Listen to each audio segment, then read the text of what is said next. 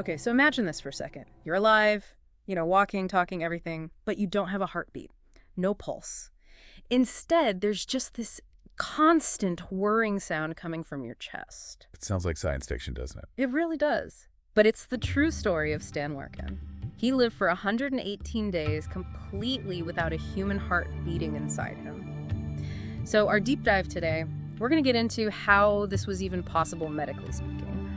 What was life actually like for him day to day with an artificial heart? And, what does his whole journey tell us about life, science, and maybe where those lines get a bit blurry? Yeah, it really pushes boundaries. And Stan's situation started with a condition, familial cardiomyopathy. This is a genetic thing where the heart muscle just gets weaker and weaker over time. Right. And the really insidious part, like you find with some heart conditions, is that often there are zero warning signs.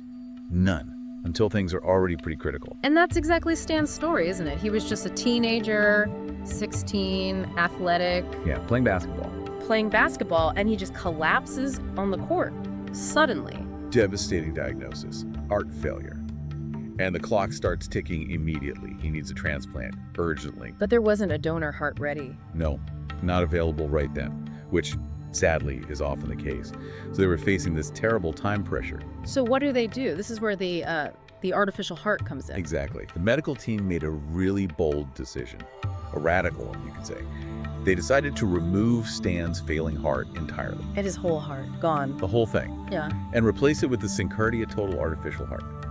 This device sits inside the chest, just like a real heart, and it's designed to completely take over the pumping action. It wasn't just helping his heart, it was his heart. Precisely. A total replacement. Okay, but a machine inside needs power, right? It wasn't just self-contained. How did that work? No, absolutely not self-contained. Yeah. That's the other incredible part. He had this external lifeline, the Freedom Driver. The Freedom Driver. Sounds impressive. Well, it was vital. It's this portable machine, weighed about 13 and a half pounds. Okay. Stan had to carry it around in a backpack all the time. It housed the batteries and the system that powered the artificial heart inside him. Wow. A 13-pound backpack keeping him alive for, 118 days? 118 days, day and night. So picture this.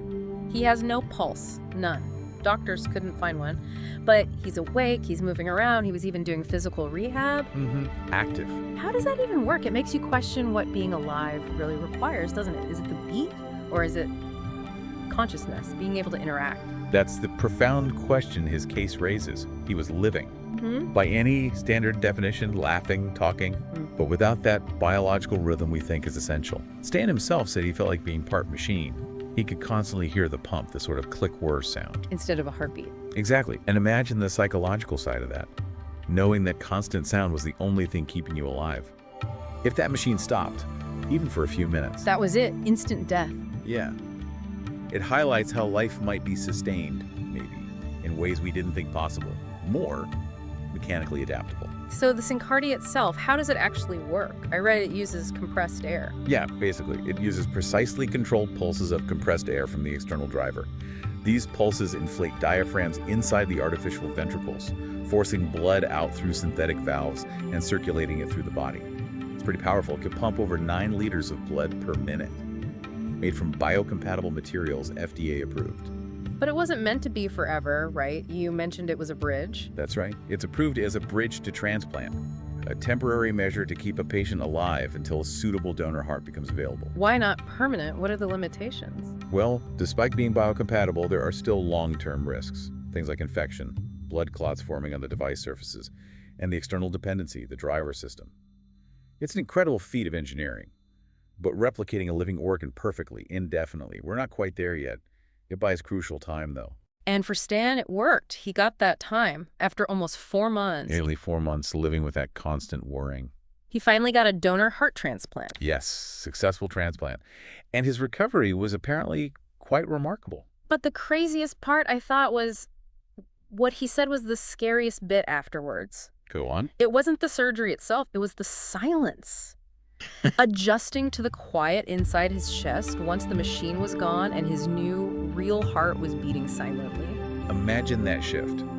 From constant mechanical noise defining your existence to biological quiet.